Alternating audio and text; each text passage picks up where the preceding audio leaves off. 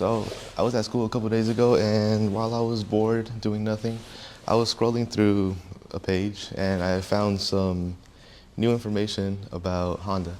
For a while now, like the last couple years, like 10 years, the decade, we've known as Honda as very reliable and not too trying to reach out for something that's new and something that hasn't been done yet. Unlike other brands like, for example, Kawasaki, they've done the H2, the H2R, the ZH2, and the whole platform with their supercharged four-cylinder hyper bike that nothing compares to that. But until that day, I saw that Honda was dropping a couple videos here and there, but they're all very scarce and vague, if I say. A lot of them don't have audio like at all. It's just plain video and not even music. It's playing in the background. And one of them dropped in Honda Greece. So the titles were in Greek and some comments were in Greek. Another one dropped one here in the US, but I think that although that one had some type of audio, the one in Greek showed us more information of what's to come than the one that actually came out here in the US and in English.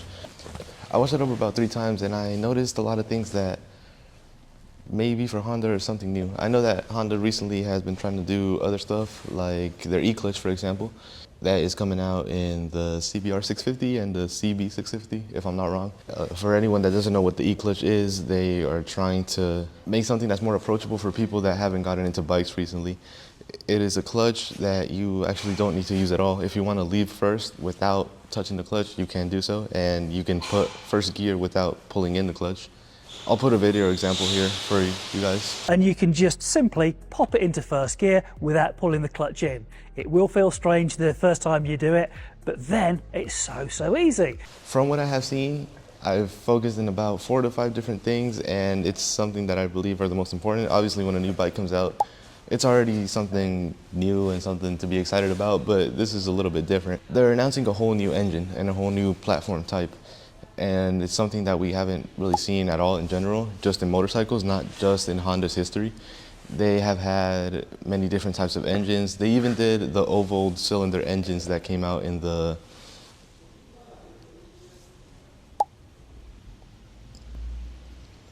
ones that came out in the V750, I think it was.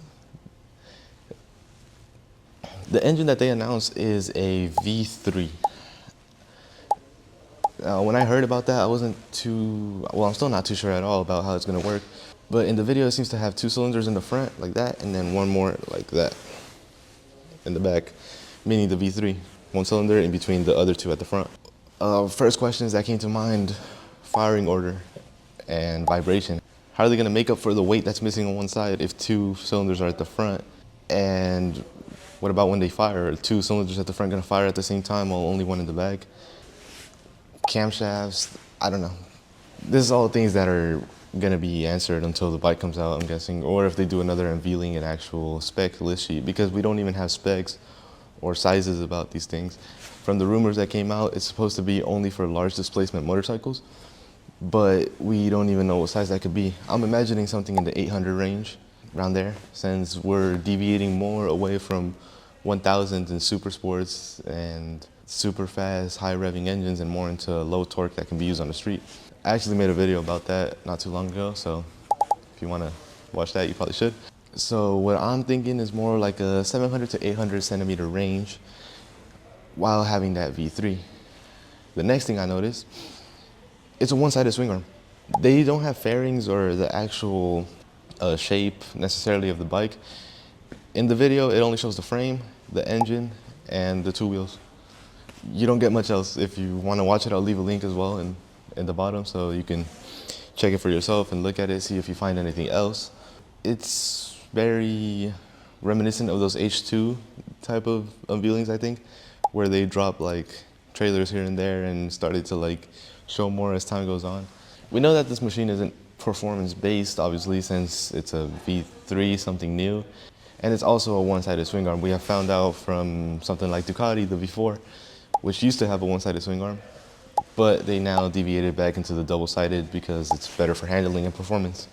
Although the one-sided looks a lot better in many people's opinion, they had to go back just for performance and raw racetrack focused bike that Ducati is. This isn't the first time that Honda ever does this. They have had one-sided swing arms before, even in as early as the 80s or 90s, I'm pretty sure. And they were one of the first to actually do it. So that isn't something new for Honda. They already have experience with those type of things, and it's not something that is their first time doing it or something that might not go as well. The next thing that I noticed, which is probably the biggest thing, is what the engine has on top of it. I'm probably gonna put a picture somewhere over here, I don't know. Right here maybe? If you look, let's say like right there, it seems not to be a naturally aspirated engine. It looks like it is air inducted or forcefully inducted, which means turbocharger or supercharger. Now, we don't know of many bikes that are supercharged. The one that lived through is the H2, obviously, and those bikes were able to keep the supercharger while still working and being able to stay. Oh, damn. My phone mount just died. No. My phone mount died. I had a gimbal or a stabilizer and it just died, so. We're gonna stand now, and I'm using the arcade machine as the stand. Anyways, I was saying, the biggest thing that came out is the induction that it has. It's not just a naturally aspirated engine, but something like a supercharger or a turbo. A lot of these bikes that used to have forced induction kind of died off. Not a lot of people wanted them or bought them, or maybe the technology that they had back then didn't catch up to the turbocharger or a supercharger inside of a bike. The main one that still stands today is Kawasaki's H2 platform. And other than that, there isn't many. The most exciting part about this is that Honda isn't a stranger to that either. They actually have done this before. If we go back to things like the CBX in the 80s, they had a 500 centimeter engine that was turbocharged. And it wasn't the only one. There were many others back in the 80s where everyone wanted to put a turbo in anything.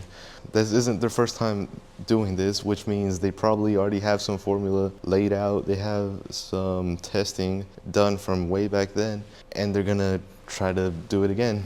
Maybe this time with today's technology and today's performance, they could put a turbo in something like that. Now, I can't imagine what type of motorcycle this will be if it's a bigger displacement, but a V3 with something like a supercharger or a turbocharger. If it has a supercharger, then it's gonna have to be something a little bit bigger because the engine has to rotate it by itself. But if it's something that has a turbo, then it uses the exhaust, meaning that it doesn't have to be a super powerful engine. It can be something a little bit smaller, and adding that boost just helps it.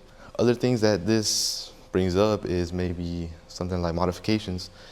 If we have a new platform that we know could be boosted, many people are going to try to, well, initially add more boost, but if they take out the engine and just leave it into a naked bike that's naturally aspirated, people are going to start turboing it, more aftermarket modification, which means Honda's going to have more attraction to that bike, which we can see even in something like the Honda Grand. That little tiny bike has so much aftermarket modification, and something like that really helps out the brand a lot. What I'm excited to see is how this is going to unfold and bring out, if they are actually going to slowly bring out more parts and specs, leak it, and trailer the whole thing until the release date, which not until that day we won't know what actually happens. The reason why this seems different than other times, because many companies try to offer something new, but to Honda this isn't new. Since they have done it before, I am willing to say that this is gonna work and also be reliable and not have many issues off a factory. As I said though, I will leave the whole video trailer. Well, it's not like the biggest thing, but it's like, I'll leave the video trailer in the description so that you guys can see it yourself. Maybe you find other things that I didn't see or some people haven't seen at all. I hope you enjoyed watching this. Maybe it sparked some curiosity into you, wanting to do some research. As I said, information down below. And have a great rest of your day, guys.